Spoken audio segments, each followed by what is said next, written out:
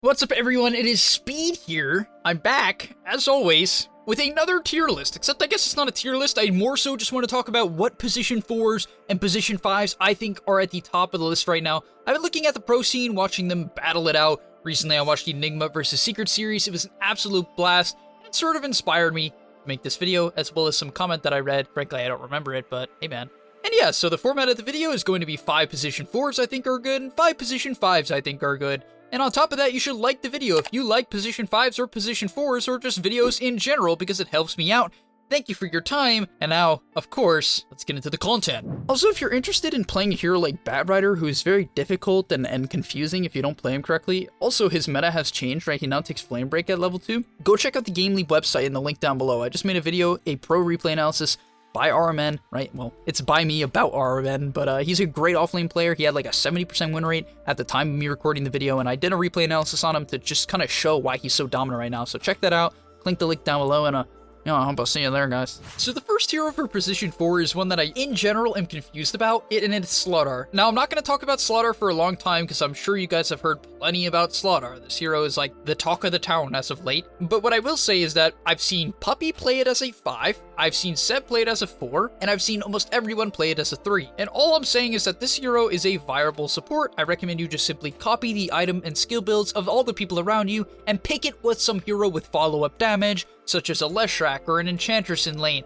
And if you have these type of heroes with Slardar, stun into stun, or stun into slow, or just with an Enchantress creep, GG. Like, the lane is literally unplayable, and that's kind of the benefit of Slardar. On top of that, he always gives you Roshan potential. Like, if you have a Slardar, you can Rosh. It's kind of that simple, and yeah, in Dota, that's just a major benefit. At number 2 for the position 4s is probably my favorite position 4 of this meta, just for how people are playing Clockwork right now. Clockwork is also being picked as an offlaner, just to be clear, and I really want to make sure people know that, so you don't tilt in your pubs, because I literally play unranked, and it's like, oh my god, you picked Clock as a 3? No, it's okay, man, it's okay. But yeah, this current Clock is pretty strong, so what people are doing is they're generally buying a lot of stats and then a pipe. They're sort of just running into the fight. On top of that, they go for an Ags afterwards, and I think Clockwork is just very dominant in this regard. He's one of the tankiest heroes in Dota, has insane strength gain, and overall, I just like Clockwork more and more. One of the main reasons why I think this hero became better, and I know this might sound a bit weird, it's something I've been speculating about, but basically ever since the removal of shrines, it's much harder to get around the map, right? It's significantly harder for getting around the map. You have to be really quick or have the right heroes to make moves around the map. Heroes like that are Slardar and Clockwork, and right off the bat, you can maybe see why these heroes are doing super well, right? And yeah, just for the fact that people can't get around the maps with shrines, I think Clockwork has a major advantage because he can be in many different places at once. If he's standing in your jungle, he could basically hook to the mid lane or to the top lane, and that just gives you this mobility that other heroes simply can't. I just think it really works with these map changes, so keep that in mind. I think this hero is very potent. Give him a go. Next up, we have Tiny. Now, Tiny is a hero that's also confusing to me. Reason being is that I just watched Enigma play it. I believe it was against VP, if I'm not mistaken. You could correct me if I'm wrong, but they played it as a carry. He had like 1,000 GPM or something like that. It was insane. They did play it with an IO, so it's a bit of cheating, but overall, this hero's been mostly picked as a 4. Reason being is its movement speed was buffed, so it's very fast. Unfortunately, toss range was nerfed all the way to 1,000 at level 1. It can be a bit clunky to actually toss people level 1 now, but I'm sure players are getting used to the range or just trying to play around it better now, and therefore Tiny 4 is just solid. Overall, this hero cuts waves, it ganks mid, probably the best out of any hero with Dota. Like, I literally don't think there's a hero that ganks mid better than Tiny, and yeah, it's just great for tri-laning as well. It's a very versatile hero that I think will be in the meta for a super long time. Next up is Nyx Assassin, and holy, this hero's new ultimate, because it's pure, really shocked me. I was playing against an Animage, and we had a Nyx Assassin, and I'm like, oh, the Nyx can't kill the Animage here. It's not going to be enough damage. All of a sudden, Animage just loses 80% of its health to like some Vendetta. And I know this is an over-exaggeration, but I'm kind of serious. The pure damage on this thing is crazy. It's crazy. And in the past, things like hoods and pipes and just pure magical resistance, right, just from what heroes have built in, would make this hero quite a bit worse, but this is a huge difference having this as pure, and all I'm going to say is that Nyx has always been fine. Once again, I think it's great in this no shrine meta where it's hard to get around the map, and overall, you can just make plays in a lot of areas. And finally is Treant, and to be clear, Treant can be played as a 4 or a 5, and generally the build that people are going now is that they are maxing out the living armor. Reason being is that it becomes a very low cooldown, and because it's not charge based anymore, you sort of just give someone a ton of armor, a ton of heals, and you can stall the game for an unbelievably long amount of time. Treant is just great at that. You pick this hero, you max your living armor, then you max your nature's grasp, you sit in a lane, you armor towers and heroes from across the map, and then you nuke out the lane nearby. Right? It's so straightforward, but it's so effective at the same time, and that's why I like this hero in pubs. On top of that, you get your overgrowth, you get your meteor hammer, and you can just clean up team fights super easily. Now let's move on to the position 5 heroes, and these I'm very excited to talk about, especially a couple in particular, because I think the 5s are shifting around a little bit and the meta is changing, especially one hero in particular I really like right now, and I'll give another reason why. But first off, let's talk about Enchantress. Enchantress is just a good Dota 2 hero right now. Very difficult to play in pubs, it doesn't have a great win rate, and I'm going to tell you guys one thing. Right, I had to get this across to one of my coaching students recently, but if you're going to play Enchantress, use Enchant off cooldown.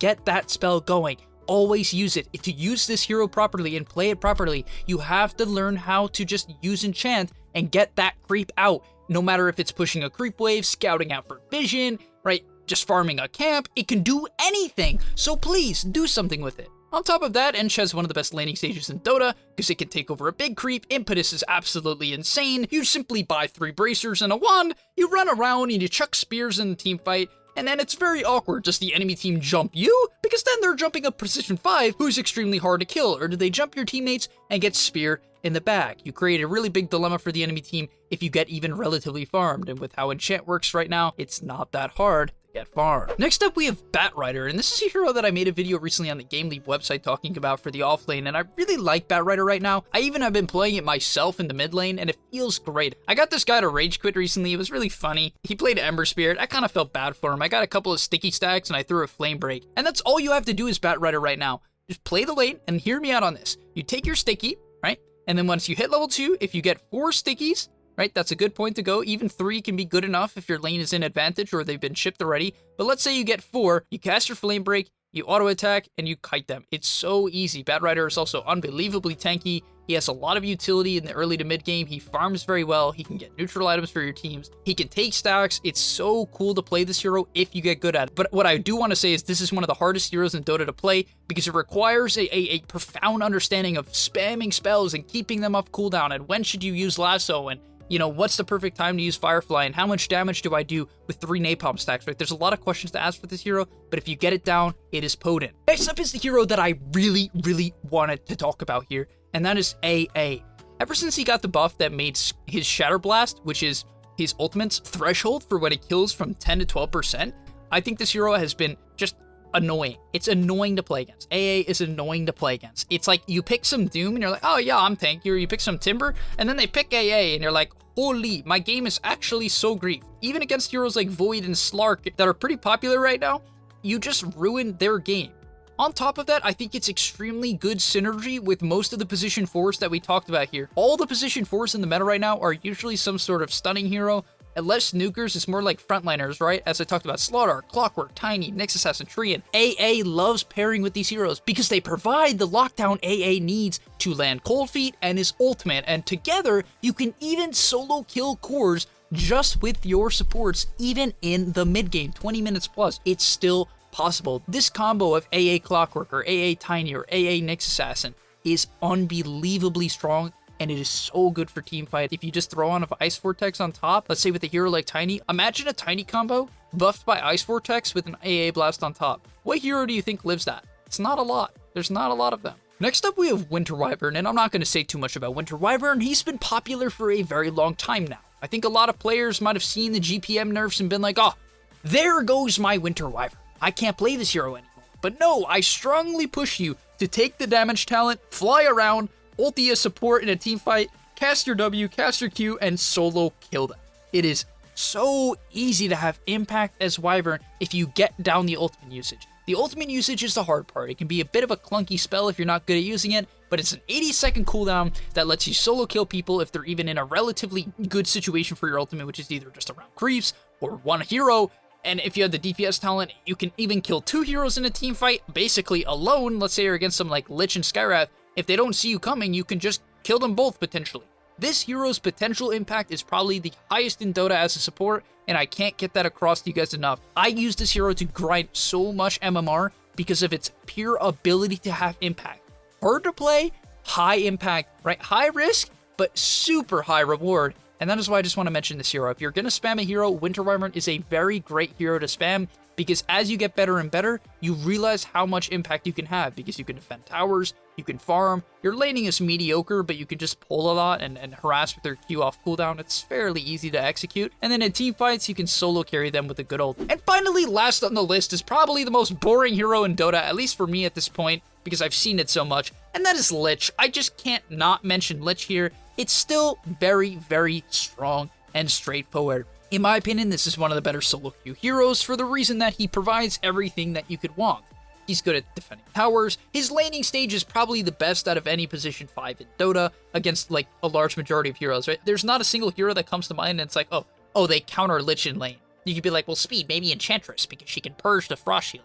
Well, sure, but you're still gonna nuke down the Ench with a couple Qs and the Ench is gonna have no HP left. Like, Lich is so easy to lane with. And that's why I love recommending this hero just to all of you guys. If you get good at Lich, you just yeet out your ultimate in team fights and you deal over 1500 damage at level 6. And frankly, people clump up in low to average MMR games. They just clump up, right? Any hero with AoE spells should be hitting at least 2 to 3 heroes in a fight. If you're not, you really need to take a look at that. Whether you're playing Slaughter or Tiny or Nyx, or especially a hero like Tide or Enigma or Earthshaker, right? All these heroes. You really need to be looking for those 2 to 3, even 4 or 5 hero Echo Slams or Ravages because they are there.